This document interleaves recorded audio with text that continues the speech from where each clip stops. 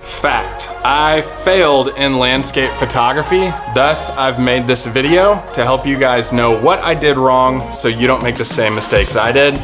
Coming up.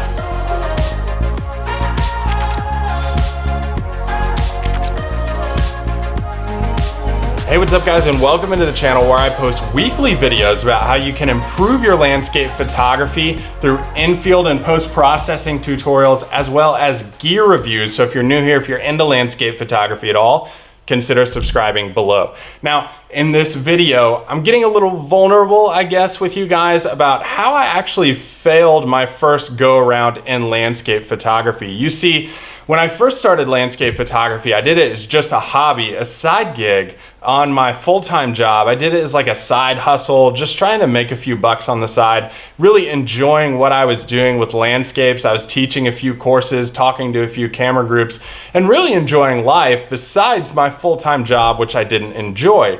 So I started getting a little bit more into landscape photography, got a little bit more attention from some of the big websites on how you can shoot better photos as an educator, showing people how to do this. And slowly over time, over about a 5-year period, I transitioned from photography being like the side job to actually the tipping point of photography being my full-time job. But the problem was that eventually over time, I got so burnt out on photography that I failed.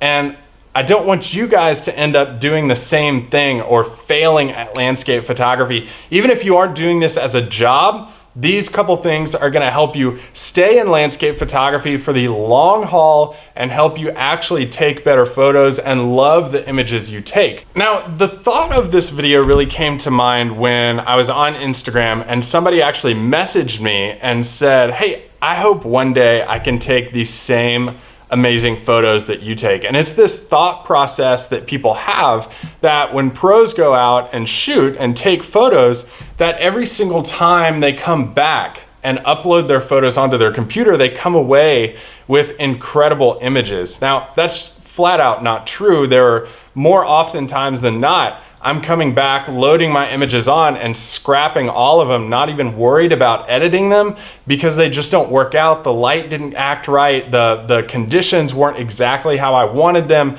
And the photos just weren't that interesting. I fail in compositions all the time. I really struggle a lot of mornings and evenings or night photography. I really struggle a lot of times when I go out to shoot. There have been several nights I've stayed up all night, come back to my house, loaded my images, and haven't used any of them. Is that a night wasted? Well, not necessarily. I don't really think so. But I used to think it was a night wasted. And why is that? Well, let's get right into a couple things of why I failed and how you guys can avoid the same situations that I got into. Number one, I spent all of my time trying to copy people's photos. Now, this was a good strategy and technique that I used when I first started getting into landscape photography because I found success in it because people before me had gone to locations and been like, hey, this is a great composition. Why don't I shoot it this way? I went to those locations and copied exactly their compositions, but shot it in different light. And the photos came out great and it was fun to do and be out there in nature and actually shooting photos.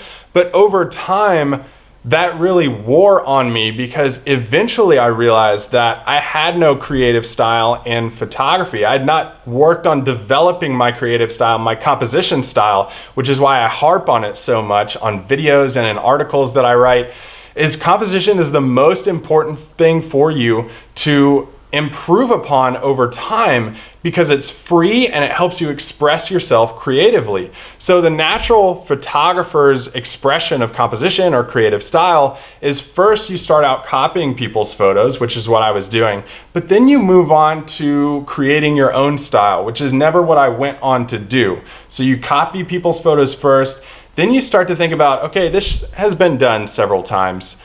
How do I make it my own and how do I shoot my own composition? And that's where creative style starts to come in. You start working with different perspectives, different angles, natural windows, things like that really help you up your game and develop your own creative vision in photography. I never got around to doing that So photography stopped being fun for me because I wasn't trying new things. I was just copying whatever had already been done. So that's a huge emphasis moving forward if you're struggling with photography, or if you're just starting out middle of the way or at the end of the road and you've been doing photography for years. Never stop working on your creative style because it can really keep you interested in landscape photography. And guys, really the second reason and the big reason that I really lost interest in landscape photography and really struggled to continue doing it as a profession and really lost all my joy in it was that I was so caught up in likes on social media and attention on social media, especially when I was writing a lot of articles and creating my own photography blog and podcast that I was doing in the past. I was so caught up in the stats of everything, amount of likes, comments, shares, all that stuff. Numbers were my life. And photography isn't that way because yes, photography can be slightly competitive, but not in the same way. Like photography, especially landscape photography, is this very intimate group of landscape photographers and people who love to be out in nature and shoot nature photos. So I didn't really view it that way too much, and I made it more of a competition than it needed to be and that it should be. And I got overwhelmed with the inability to connect with my landscape photography on a deeper level. And I'll throw these two examples out. I have two photos that are actually my favorite photos that I ever shot of when I started developing my own creative style of intimate landscapes or natural designs in landscapes. One is an image of a frozen lake in Tennessee with a few rocks and sticks buried half above and half beneath the ice. And then another one is when I went out to Death Valley and shot some mud flats in morning light, and it was really purple and nice, and this intimate like X composition that was going across the screen looked really cool. And these are two of my favorite images that I've ever shot. Do they get a lot of likes on Instagram? No, because they don't have a massive foreground and a really colorful sunrise. They just don't get a lot of likes. People scroll through them, they're like, oh, maybe a cool shot, cool scene to see. But overall, they're not that like big in your face little person in the frame aurora over the scene. Like all that didn't come into play, but I loved these photos and I stopped doing things for the love of the photos and I started doing things more for the likes and the attention. I think as landscape photographers continue to develop their creative style and continue to work, you need to find things that speak to you as a landscape photographer and find things that really work for your vision and creative style in photography.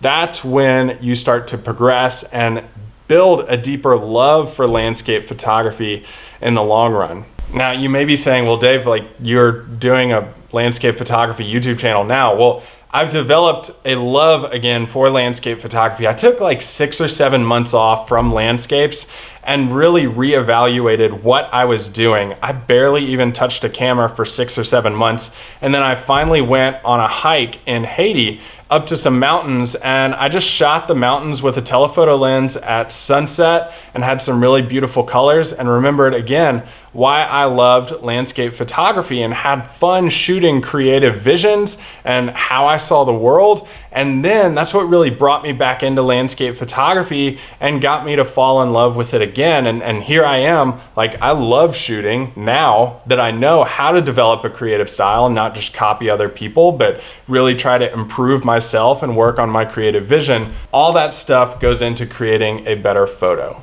And if you do these things, you're gonna love photography for the long run too. So I wanted to make this video basically because this is going to help you be a better photographer for a longer period of time. It's not necessarily a composition trick or a hack or a camera review or anything like that, but this is going to help you to stay interested in landscape photography and be committed to expressing yourself creatively in the art form that we all love. Hey guys, be sure to subscribe to this channel if you want more videos on landscape photography that are going to help you love photography and shoot better photos for the long run. And also, if you want to keep watching, you can do that too. You can click or tap your screen right here for a compositions playlist that's going to help you take better photos. Or if you want another video from this channel, click or tap your screen right here, or click or tap your screen right here to easily subscribe. Thanks so much, guys. I'll see you next time. Keep shooting.